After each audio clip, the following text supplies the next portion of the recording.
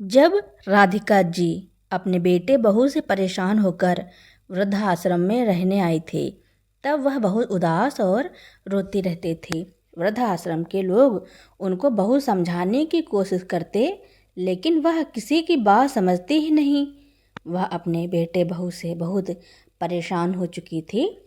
बहू ने इतना तंग किया, उन्हें मजबूरन अपनी बची जिंदगी वृद्धाश्रम में गुजारनी पड़ रही है। लेकिन जब बेटे बहू को यह पता चला कि गांव की जमीन माँ के नाम पर है, जिससे वह उन्हें अपने साथ ले जाने के लिए बार बार वृद्धाश्रम आते थे, मगर हर बार राधिका जी मना कर देती हैं। वृद्धाश्रम के बाहर धूप में बैठी राधिका जी अपनी तरह बदकिस्मती से वहाँ रहने वाली हम उम्र औरतों के साथ बातें कर रही थी कि तभी उनकी एक सहेली देविका जी ने कहा, राधिका बहन, आपके बेटे बहू तो इतने अच्छे हैं, लेकिन फिर भी आप पता नहीं क्यों यहाँ चली आईं। आपके बेटे बहू तो आपको लेने भी आए थे, लेकिन फिर भी आप उनके साथ नहीं गईं। और एक हमारे बेटे बहू हैं कि हमसे कभी मिलने भी नहीं आते। तो राधिका जी कुछ कहती, उससे पहले ही वहाँ रहने वाली राठौर जी ने बताया, अरे राधिका बहन, आपके बेटे बहू तो आज फिर तुम्हें लेने आ गए हैं। बेटे बहू का नाम सुनते ही राधिका जी के चेहरे पर गुस्सा झलक आया और वह वहाँ से उठकर अपने कमरे में चली गईं। तो वहाँ बैठे सभी लोग राधिका जी को देखकर हैरान रह गए कि यह कैसी औरत हैं।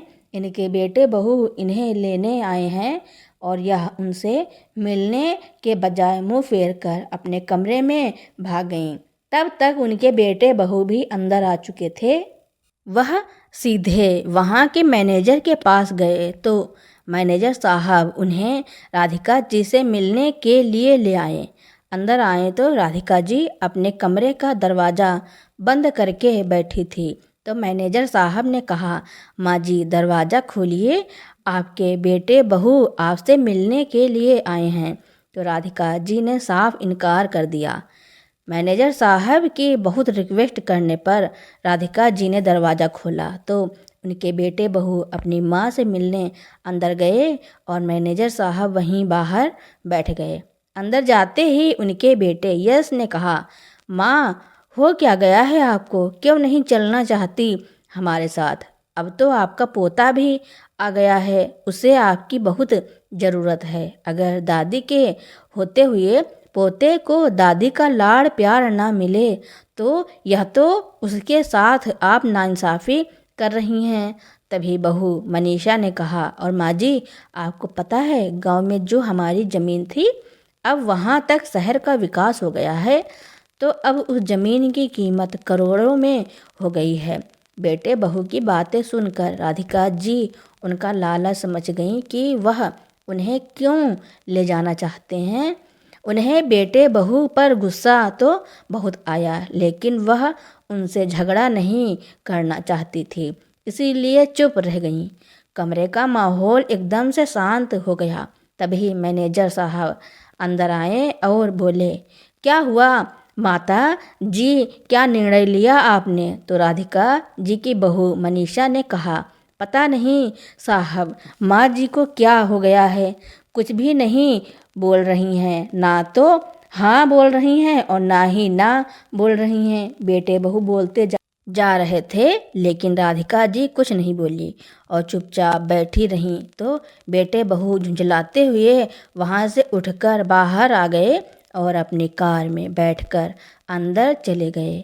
उनके जाने के बाद भी राधिका जी के चेहरे पर ना तो गुस्सा के भाव थे और ना ही निराशा के। वह एकदम शांत बैठी रहीं। तो उनकी चुप्पी को तोड़ते हुए मैनेजर साहब बोले, एक बात कहें माँ जी, आप बड़ी किस्मत वाली हैं जो बेटे बहू आपको इतने दिनों से बार बार घर ले जाने के लिए आ रहे हैं और आप हर बार मना कर देती हैं। वरना आप वृद्ध आश्रम में बाकी लोगों को देखिए, किसी के भी बेटे बहू उनसे मिलने नहीं आते। और आपके बेटे बहू तो पिछले 2 महीने से 2-3 बार आपको घर ले जाने के लिए मना रहे हैं, लेकिन आप हैं कि अपनी जिद पकड़ के बैठी हुई हैं। ऐसे बेटे बहू किस्मत वालों को मिलते हैं माँ जी, वरना अपने आश्रम में ही रूपा अम्मा को ही देख लीजिए। अपने छोटे छोटे नाती पोतों को कितना याद करती हैं, कितना रोती हैं।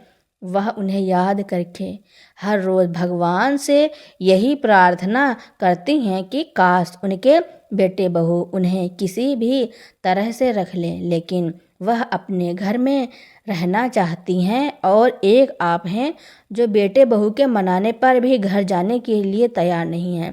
तभी कुर्सी से उठती हुई राधिका जी मैनेजर साहब से बोली, मैनेजर साहब, अब मेरा घर वृद्धाश्रम ही है, मुझे किसी और के घर में नहीं जाना। अपनी आखिरी सांस तक मैं वृद्धाश्रम में ही रहूँगी। अगर आपको मेरा इस वृद्धाश्रम में रहना पसंद नहीं आता है तो मैं किसी दूसरे वृद्धाश्रम में चली जाऊंगी, लेकिन बेटे बहू के साथ वापस उस घर में नहीं जाऊंगी। तो मैनेजर साहब ने कहा, नहीं नहीं माँ जी, मेरे कहने का वह मतलब नहीं था कि आप इस वृद्धाश्रम को छोड़कर चली जाएं। अरे, मेरा वृद्ध आश्रम तो आप जैसे बुजुर्ग लोगों के लिए ही बना है जिनकी मैं सेवा करना चाहता हूँ। मैं तो बस आपके बेटे बहू के अच्छे स्वभाव को देखकर आपसे कह रहा था, बाकी आपकी मर्जी। मैं आप पर घर जाने का कोई दबाव नहीं डाल रहा हूँ। अगर आपको मेरी बात बुरी लगी हो तो मैं माफ़ी चाहता हूँ। मैनेजर साहब ने दोनों हाथ जोड़ते हुए कहा। तो राधिका जी बोली, नहीं बेटा, इसमें बुरी लगने वाली कोई बात नहीं है। तुम मुझे वही कह रहे हो जो अपनी आंखों के सामने देख रहे हो। सच्चाई तो किसी को पता ही नहीं। क्या मतलब माँ जी, आप कहना क्या चाहती हैं? मैनेजर साहब ने पूछा। तो राधिका जी ने कहा, बस कुछ नहीं बेटा, ऐसे ही बोल रही थी। वह अपनी बात को टाल गईं और वहाँ से उठकर बाहर चली गईं। समय अपनी रफ्तार से चलता रहा। कुछ दिनों बाद राधिका जी के बेटे बहू फिर से वृद्धाश्रम आ गए और मैनेजर साहब से अपने माँ से मिलने के लिए कहा। तभी मैनेजर साहब ने देखा कि उनकी बहू के हाथ में एक बड़ा सा डब्बा है। उन्होंने पूछा कि इसमें क्या है? तो उनकी बहू मनीषा बोली, अरे मैनेजर साहब, आज मेरा और मेरी सासू माँ का जन्मदिन है, इसलिए मैं उनके लिए केक लेकर आई हूँ। आश्रम में ही मैं उनके साथ में केक काटूंगी। वह मेरे साथ घर आने के लिए तो तैयार नहीं है, तो मैंने सोचा कि मैं ही वृद्धाश्रम आकर उनके साथ जन्मदिन मना लेती हूँ। तो मैनेजर साहब बोले, एक बार मैं माता जी से पूछ कर आता हूँ, उसके बाद ही तुम्हें बताऊँगा। इस बार यश और मनीषा अपने 6 महीने के बेटे को भी साथ में लाए थे। मैनेजर साहब राधिका जी के कमरे में गए और बोले, माता जी, आपके बेटे बहू आपका जन्मदिन मनाने के लिए यहाँ पर आए हैं। तो राधिका जी ने बेटे बहू से मिलने से साफ साफ इनकार कर दिया और पिछली बार की तरह अपने कमरे का दरवाज़ा बंद करके बैठ गईं। लेकिन इधर उनकी बहू मनीषा तो उनसे मिलने की रट लगाए बैठी थी कि चाहे कुछ भी हो जाए, लेकिन अपनी सासू माँ के साथ जन्मदिन मनाकर ही केक काटकर ही घर जाएंगी। अब तो वृद्ध आश्रम में रहने वाले बाकी बुजुर्गों को भी लगने लगा कि सच में राधिका जी के बेटे बहू कितने अच्छे हैं, लेकिन राधिका जी के अंदर जरा सी भी दया नहीं है। बड़ी पत्थर दिल इंसान है। जब बेटे बहू इतनी मेहनत कर रहे हैं तो उन्हें घर चले जाना चाहिए। पता नहीं क्यों फालतू की रट लगाकर बैठी हैं। अगर हमारे बेटे बहू हमें लेने आते तो हम खुशी खुशी उनके साथ चले जाते।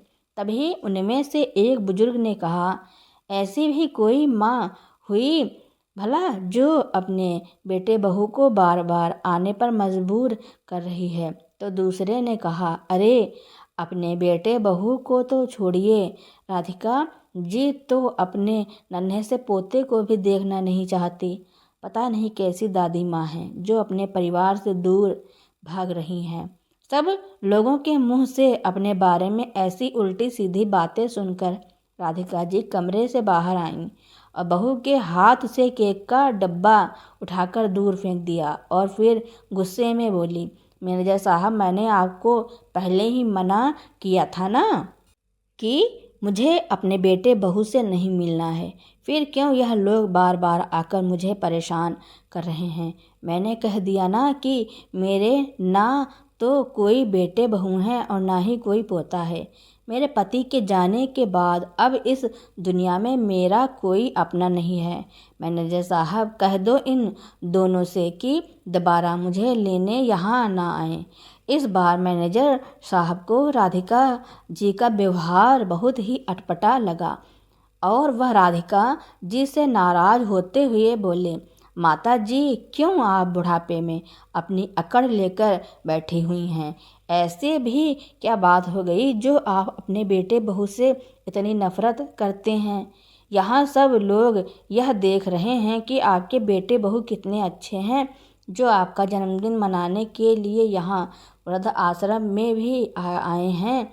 अरे बच्चे हैं, गलती हो गई होगी और अगर अब उन्हें अपनी गलती का एहसास हो गया है तो आपको भी उन्हें माफ़ कर देना चाहिए। तभी राधिका जी अपने बेटे बहू की तरफ देखते हुए बोली कि चले जाइए यहाँ से और दोबारा मुझे कभी अपनी शक्ल मत दिखाना। राधिका जी का गुस्सा देखकर उनके बेटे बहू को लगा कि कहीं माँ जी उनकी पोल न खोल दें, इसलिए अपना सा मुँह लेकर वहाँ से चले गए। लेकिन आज राधिका जी चुप नहीं बैठे क्योंकि बार बार वृद्ध आश्रम में जाकर उनके बेटे बहू ने उन्हें परेशान करके रख दिया था। किस तरह पिछले 2 साल से उन्होंने अपने आप को संभाला है, किस तरह अपने पति का घर छोड़कर वृद्ध आश्रम में एडजस्ट किया है, यह बात उससे बेहतर और कोई नहीं जान सकता। जब वह वृद्ध आश्रम में आई थी तो किस तरह 4-5 महीने तक रो रो कर परेशान हो गई थी, यह तो वही जानती हैं। कितने टूटे हुए मन के साथ वह वृद्ध आश्रम आई थी। बहू बेटे ने उन्हें बेइज्जत करने में कोई कमी नहीं छोड़ी थी। अपनी पिछली बातों को याद करके राधिका जी की आंखों में आंसू भर आए। तभी मैनेजर साहब ने कहा, माँ जी, पिछले 2 साल से मैंने आपकी आंखों में एक बार भी आंसू नहीं देखे, लेकिन आज आपकी आंखों में आंसू क्यों हैं? ऐसी क्या बात हो गई जो आप अपने बेटे बहू के साथ भी नहीं जाना चाहती हैं और हमें भी नहीं बताना चाहती? कुछ तो बात है जो आप अपने दिल में छुपाए हुए हैं। ऐसे लग रहा है मानो दुखों का समंदर हो जिसे आज तक हम सब नहीं देख पाए हैं। आसपास खड़े हुए लोग भी यह कहने लगे, कहाँ राधिका जी, ऐसा क्या हुआ था जिसकी वजह से आप बेटे बहू के साथ नहीं जाना चाहती? कुछ तो ऐसा हुआ होगा जिसकी वजह से आपको इतना कठोर बना दिया। उन सब की बातें सुनकर राधिका जी अब सारी बातों को स्पष्ट रूप से बताना चाहती थी क्योंकि बार बार बेटे बहू का आना उन्हें बिल्कुल भी पसंद नहीं था। जब भी बेटे बहू का चेहरा देखती तो उन्हें बड़ा गुस्सा आता। राधिका जी मैनेजर साहब से कहने लगी, बेटा, तुम जिस बेटे को इतना अच्छा कह रहे हो तुम्हें उनकी हकीकत पता ही नहीं है। आज जितने अच्छे बनकर वह दोनों मेरे लिए केक लेकर आए थे ना, 2 साल पहले उसी बेटे बहू ने मेरे मुंह पर केक फेंक कर मारा था। मेरे घर में ही मेरा सांस लेना दुश्वार कर दिया था। अपने ही घर में मैं घुट घुट कर जी रही थी। राधिका जी बताने लगी कि मेरी शादी के 4 साल बाद मेरे बेटे यश का जन्म हुआ था। उसके पैदा होने पर हम दोनों पति पत्नी खुशी से फूले नहीं समा रहे थे। मेरे पति लोगों के खेत में मजदूरी करते थे। बड़ी मुश्किल से पैसे जोड़ जोड़ कर हम दोनों ने अपने बेटे को पढ़ाया लिखाया था क्योंकि पैसों के अभाव में ज़िंदगी कितनी मुश्किलों से भरी होती है यह हम दोनों पति पत्नी बहुत अच्छे से जानते थे।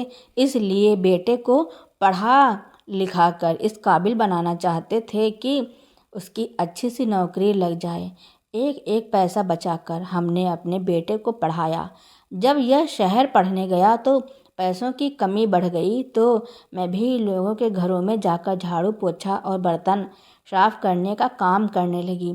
तब जाकर मेरे बेटे की पढ़ाई हो पाई और भगवान की दया से एक दिन मेरे बेटे की नौकरी भी लग गई। नौकरी के बाद बेटे की शादी के लिए भी बहुत अच्छे अच्छे रिश्ते आने लगे, लेकिन मेरे बेटे को मनीषा बहुत पसंद थी, तो हमने उसकी पसंद को ही अपनी पसंद स्वीकार कर लिया और उसकी शादी मनीषा से करवा दी। हम दोनों पति पत्नी ने पूरी उम्र बहुत काम किया था। बुढ़ापे में मेरे पति के घुटनों में बहुत दर्द होने लगा, जिससे उन्होंने लोगों के यहाँ मजदूरी का काम बंद कर दिया। उनकी तबीयत को देखते हुए मैंने भी अपने पति से कहा कि अब तो हमारे बेटे की नौकरी लग गई है और घर में इतने पैसे हैं कि भगवान की दया से हम अच्छे से रह रहे हैं और आपके पास भी कुछ पैसे बचे हुए हैं, जिससे हम अपने पुराने घर को नया बनवा लेंगे। थोड़े बहुत पैसे की मदद बेटा भी कर देगा। लेकिन बेटे बहू को यह बात रास नहीं आई। बेटे बहू ने घर बनवाने के लिए तो मना ही किया, लेकिन अपने पिता जी की मजदूरी पर न जाने से बेटे बहू दोनों भड़क गए और बोले, पिताजी मजदूरी करने क्यों नहीं जा रहे हैं? अभी उन्हें मजदूरी करनी चाहिए। अभी उनकी उम्र ही कितनी हुई है। अब अगर हाथ पर हाथ रखकर बैठ जाएंगे तो घर में इतने सारे खर्चे कैसे चलेंगे? तो बहू फिर से बोली, हाँ माँ जी, एक मेरे पति अकेले कमाने वाले हैं और तुम दोनों के खर्चे भी कम नहीं हैं। जैसे जैसे बुढ़ापे की तरफ जाओगे वैसे वैसे दवाइयों का खर्चा भी बढ़ता जाएगा, तो कम से कम अपने लिए इतना तो कमाते रहो कि दवाइयों का खर्चा निकलता रहे। यह सुनकर राधिका जी को गुस्सा आ गया और वह बेटे से बोली, कैसी बातें कर रहे हो बेटा? घुटनों के दर्द की वजह से तुम्हारे पिताजी ठीक से चल फिर भी नहीं पा रहे हैं और तुम उन्हें मजदूरी पर जाने की बात कर रहे हो। अब उनकी उम्र मजदूरी करने की नहीं है, बैठकर खाने की है। मेरी बात सुनकर बेटा तो अपने ऑफिस के लिए निकल गया, लेकिन बहू रसोई में बहुत देर तक बड़बड़ा रही थी। बेटे बहू की बातों को सुनकर मेरे पति बोले, भगवान एक काम करते हैं, अपने गांव वापस चलते हैं। गांव में हमारा टूटा फूटा कच्चा घर है और 3 बीघा जमीन भी है जो हमारे पुरखों की है, उसे मैं तुम्हारे नाम कर देता हूँ। कल को अगर मैं नहीं रह पाऊँ और तुम्हें कुछ पैसों की ज़रूरत पड़ी तो तुम उस ज़मीन से अपनी दवाइयों के खर्चे तो निकाल पाओगी। यह आप कैसी बातें कर रहे हो? जी शुभ शुभ बोलो, अगर आप ही नहीं रहोगे तो मैं यहाँ अकेली क्या करूँगी? राधिका जी ने उन्हें डांटते हुए कहा था, लेकिन उनके पति नहीं माने, क्योंकि आज जो कुछ भी हुआ था उसे देखकर वह आगे की परिस्थितियों को बहुत अच्छी तरह से समझ गए थे। इसलिए दोनों पति पत्नी किसी काम का बहाना लेकर गांव चले गए और वह जमीन राधिका जी के नाम कर दी।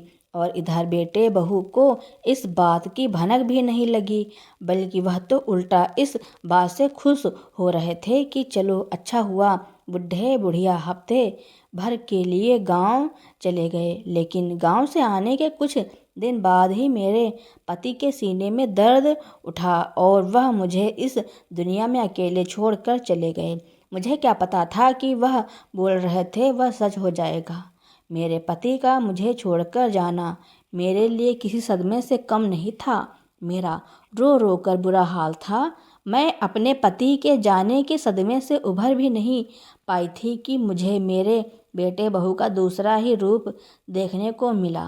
पति को गए हुए 1 महीना भी नहीं गुजरा था कि एक दिन मेरा बेटा यश मेरे कमरे में आया और मुझे चिल्लाते हुए बोला, क्या माँ पूरे दिन कमरे में बैठी रहती हो? बेचारी मनीषा काम में लगी रहती है, कुछ तो घर के काम धाम देख लिया करो।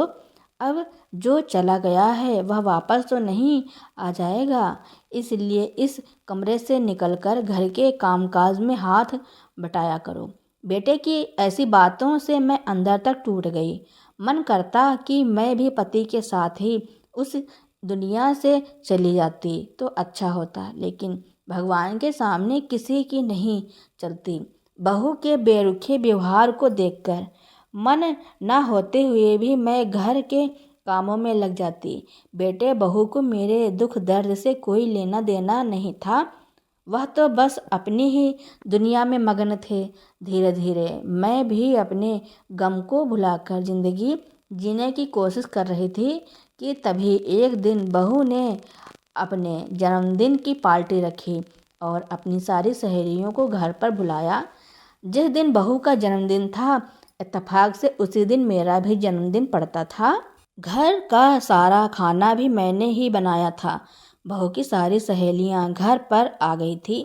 शाम होते होते मेरा बेटा यश भी ऑफिस से आ गया था। जब केक काटने की बारी आई तो बहू ने अकेले ही केक काट लिया और पास खड़े बेटे यश ने उसे सोने के झुमके गिफ्ट में दिए, जिसे देखकर मनीषा बहुत खुशी से उछल पड़ी और मैं वहाँ से एक कोने में दूर खड़ी यह सब देख रही थी और मेरी आंखों से आंसू छलक आए। इसलिए नहीं कि बेटे ने बहू को इतना महंगा गिफ्ट दिया, बल्कि इसलिए कि बेटे को माँ का जन्मदिन याद तक नहीं है। तभी बेटा मुझे आवाज़ लगाते हुए बोला, अरे माँ, जल्दी सभी लोगों के खाने का इंतज़ाम करो। केक तो हमने काट लिया है, पहले सबको कोल्ड ड्रिंक दे दो, उसके बाद यह केक ले जाओ और प्लेट में रख कर सबको दे दो। मुझे ऐसे लग रहा था कि मैं उसकी माँ नहीं, उसके घर की काम वाली बाई हूँ। मैंने भी उस दिन हिम्मत करके सभी लोगों को खाना सर्व करने से मना कर दिया और अपने कमरे में आ गई। जिसे सुनकर बेटे बहू दंदनाते हुए मेरे पीछे पीछे कमरे में आ गए और गुस्से से बोले, यह क्या तरीका है माँ, कमरे में आकर मुंह फुलाकर बैठ गई हो? घर में इतने सारे लोग आए हैं, उनका खाना पीना देखो। बेटा, वह सब तुम्हारे मेहमान हैं तो तुम ही देखो, मैं यह सब नहीं देख सकती। मेरा काम करने से मना करना बहू बेटे को अच्छा नहीं लगा और बेटा गुस्से से बोला, माँ, यह फालतू की बातें क्यों कर रही हो? ऐसा क्या हो गया है आपको? बेटा, आज मेरा भी जन्मदिन था। मैं इतना ही कह पाई कि बहू चिल्लाते हुए बोली, ओहो, आज बुढ़िया का भी जन्मदिन था और इसका केक नहीं काटा इसलिए चिढ़ गई है। कोई बात नहीं, मैं केक कमरे में लेकर आती हूँ और इधर ही तुमसे केक कटवा देती हूँ। नहीं बहू, मुझे कोई केक नहीं काटना है और ना ही मैंने पहले कभी जन्मदिन पर केक काटा है, राधिका जी ने कहा। लेकिन तभी बहू कटा हुआ केक उठाकर राधिका जी के पास ले आई और उनका पूरा मुंह केक से भर दिया। यह क्या कर रही हो बहू? मेरे नाक में केक भर दिया, सांस भी नहीं ले पा रही हूँ। क्यों माँ जी, तुम्हें तो केक काटने का और जन्मदिन मनाने का बड़ा शौक हो रहा था ना, तो अब काटो केक और लगाओ अपने मुंह पर। आजकल के बच्चे ऐसे ही तो जन्मदिन मनाते हैं, केक को काट कर मुंह पर लगाते हैं। तो वही तो कर रही हूँ। यस, मुझे कुछ दिखाई नहीं दे रहा है, आंखों में जलन हो रही है, राधिका जी ने कहा। तो यश उन्हें झटके से हाथ पकड़कर बाथरूम तक ले गया और बोला, यह रही पानी की बाल्टी, जल्दी से हाथ मुंह धोकर बाहर काम करने के लिए आ जाओ। लेकिन राधिका जी हाथ मुंह धोकर कमरे में आकर बैठ गईं और अंदर से कुंडी बंद कर ली। तो बेटे बहू ने राधिका जी को बहुत खरी खोटी सुनाई और सुबह होने तक दोनों ने राधिका जी को वृद्धाश्रम भेजने की तैयारी कर ली। बेटे ने राधिका जी के पास आकर कहा, चलो माँ, अगर आप यहाँ कोई काम नहीं करोगी तो मेरे घर में आपके लिए कोई जगह नहीं है। चलो, मैं आपको वृद्ध आश्रम छोड़कर आता हूँ। बेटे की बात सुनकर राधिका जी ने भी अपने दिल को समझा लिया कि भले ही वृद्ध आश्रम में रहना मंजूर है, लेकिन बेटे के घर की नौकरानी नहीं बनूंगी। यही सोचकर राधिका जी ने वृद्ध आश्रम में रहना स्वीकार कर लिया और उनके बेटे बहू उन्हें वृद्धाश्रम में छोड़कर आ गए। राधिका जी को गए हुए 1 साल ही हुआ था। उनके बेटे यश के पास गांव से किसी का फोन आया कि गांव में जो तुम्हारी जमीन थी अब वहां तक शहर का विकास हो गया है और आपकी जमीन तो मेन रोड पर है, इसलिए अब उसकी कीमत करोड़ों में हो गई है। जिसे सुनकर यश और उसकी पत्नी मनीषा खुशी से उछल पड़ी और अगले ही दिन जमीन बेचने के लिए गांव पहुंच गए। लेकिन जब कोर्ट में पहुंचे तो पता लगा कि वह जमीन तो उसके पिताजी ने अपने मरने से पहले उसकी माँ के नाम कर दी थी। जिसे सुनकर बेटे बहू के पैरों तले जमीन खिसक गई और आश्चर्यचकित होते हुए एक दूसरे की तरफ देखने लगे कि अब क्या होगा। खैर, वहाँ से अपना सा मुँह लेकर दोनों बेटे बहू वापस अपने घर आ गए और प्लान बनाने लगे कि उस बुढ़िया को वापस कैसे लाया जाए। तभी यश के दिमाग में एक आइडिया आया और उसने कहा कि थोड़े दिन में हमारा बच्चा इस दुनिया में आने वाला है और उसके बहाने से हम उस बुढ़िया को यहाँ ले आएंगे और अपने पोता या पोती की खुशखबरी सुनकर बुढ़िया भी आने से मना नहीं करेगी। यही सोचकर दोनों बेटे बहू आगे की प्लानिंग करने लगे। समय बीता तो यश को एक बेटा हुआ। अब तो उन्हें माँ को लाने का एक बहाना मिल गया और पोते के नाम पर वृद्ध आश्रम में जाकर बार बार राधिका जी को इमोशनली ब्लैकमेल करने लगे। और इस बात को राधिका जी भी बहुत अच्छे से समझ रही थी, क्योंकि बहू ने जब पिछली बार मिलने आई थी तो उन्हें गांव की जमीन शहर के विकास वाली बात बता दी थी। उन्हें सब समझ आ गया था कि बेटे बहू उन्हें वापस क्यों ले जाना चाहते हैं, क्योंकि उनके बेटे को भी फ्री में संभालने वाली एक आया भी मिल जाएगी। बस यही वजह है मैनेजर साहब जो मैं बेटे बहू के पास नहीं जाना चाहती। आप लोगों को लगता है कि मेरे बेटे बहू मुझसे बहुत प्यार करते हैं और इसलिए मुझे घर ले जाना चाहते हैं, लेकिन ऐसी कोई बात नहीं है। वह तो मुझे सिर्फ अपने बेटे की आया बनाकर और गांव में शहर के विकास वाली ज़मीन को बेचकर पैसे हड़पना चाहते हैं और जैसे ही उनका यह काम हो जाएगा तो वह मुझे जैसे दूध में से मक्खी की तरह निकाल कर फेंकी जाती है, ठीक वैसे ही मुझे बेइज्जत करके घर से निकाल देंगे और मैं बार बार बेइज्जत नहीं होना चाहती। अब इस वृद्ध आश्रम में ही मेरा मन लग गया है। अब मैं आखिरी सांस तक यहीं रहना चाहती हूँ। राधिका जी की बातें सुनकर मैनेजर साहब की आंखों में भी आंसू भर आए। आसपास जितने भी लोग बैठे थे सभी भावुक हो गए। हमें माफ़ कर दो राधिका जी, हमने आपको गलत समझा, लेकिन आज के बाद आपसे कोई कुछ नहीं कहेगा। आप आराम से यहाँ रहिए। वहाँ बैठे सभी लोगों ने राधिका जी से माफ़ी मांगते हुए कहा तो राधिका जी बोली, आप सबकी कोई गलती नहीं है। आपने वही कहा जो आपने अपनी आँखों से देखा, लेकिन सच्चाई तो कुछ और ही है। ऐसे ही 1 महीना और गुजर गया कि एक दिन राधिका जी के बेटे बहू फिर से उन्हें लेने के लिए वृद्धाश्रम में आ गए, क्योंकि उन्हें तो ज़मीन का जो लालच हो रहा था। लेकिन इस बार मैनेजर साहब भी उन दोनों के आने का इंतज़ार कर रहे थे। जैसे ही उन दोनों को देखा तो मैनेजर साहब ने पुलिस को फ़ोन कर दिया। तभी यश और मनीषा मैनेजर साहब के पास आए और बोले, साहब मेरी माँ कहाँ है? आज हम उन्हें हर हाल में घर लेकर ही जाएंगे। आज मैनेजर साहब को यश और मनीषा के स्वभाव में उनका असली रूप दिखाई दे रहा था कि वह जमीन के लालच में अब अच्छाई का मुखौटा उतारकर जबरदस्ती पर उतर आए हैं। तभी राधिका जी उन्हें अपने कमरे में जाती हुई दिखाई दी तो जल्दी से दौड़कर यश उनके पास गया और राधिका जी का हाथ पकड़कर जबरदस्ती कार के पास ले गया और बोला, चलो माँ, तुम्हें 10 बार मनाने आ गया हूँ लेकिन तुम मानती ही नहीं हो। आज तुम्हें ज़बरदस्ती लेकर जाऊँगा। तभी अपने सामने पुलिस को देखकर यश और मनीषा हक्के बक्के रह गए।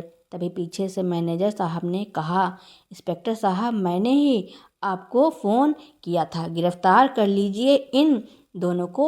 ज़बरदस्ती एक वृद्ध महिला को परेशान कर रहे हैं और देखो उनकी मर्जी के खिलाफ घर ले जाने की कोशिश कर रहे हैं। तो एक पल की देरी किए बिना पुलिस ने उन दोनों को गिरफ्तार कर लिया।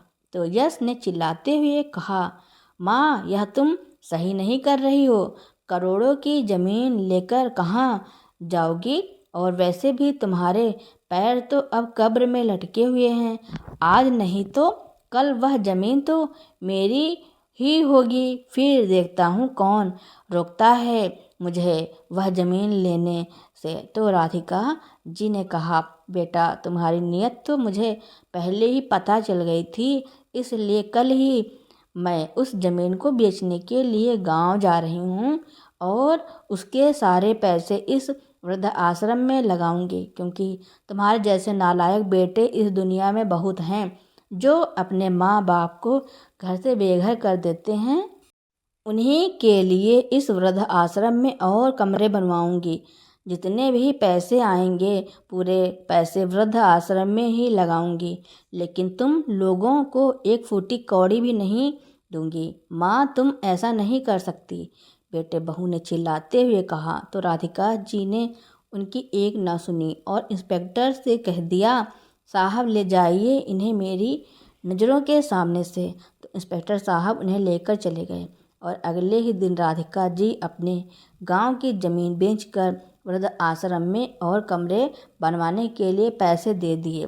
सुख सुविधाओं से पूर्ण एक नया वृद्धाश्रम बनवा दिया और खुद भी सुकून के साथ वृद्ध आश्रम में रहने लगी। बेटे और बहू पुलिस के डर से वृद्ध आश्रम में आते ही नहीं थे, क्योंकि वह जानता था कि वृद्ध आश्रम के लोगों के सामने उनका अच्छेपन का मुखौटा उतर चुका है और अगर कुछ नाटक किया तो वृद्धाश्रम के लोगों के सामने उनका अच्छेपन का मुखौटा उतर चुका है और अगर कुछ नाटक किया तो वृद्धाश्रम के लोग उन्हें पुलिस के हवाले करने में देरी नहीं लगाएंगे। अब राधिका जी ने वह ज़मीन तो वैसे भी बेच चुकी थी, जिसके लालच में दोनों पति पत्नी अपनी माँ के पीछे पड़े थे। तो दोस्तों, राधिका जी ने अपने बेटे और बहू के साथ जो सलूक किया उसके बारे में आपका क्या कहना है और यह कहानी आपको कैसी लगी, कमेंट में ज़रूर लिखना। मेरी कहानी सुनने के लिए आपका बहुत बहुत धन्यवाद।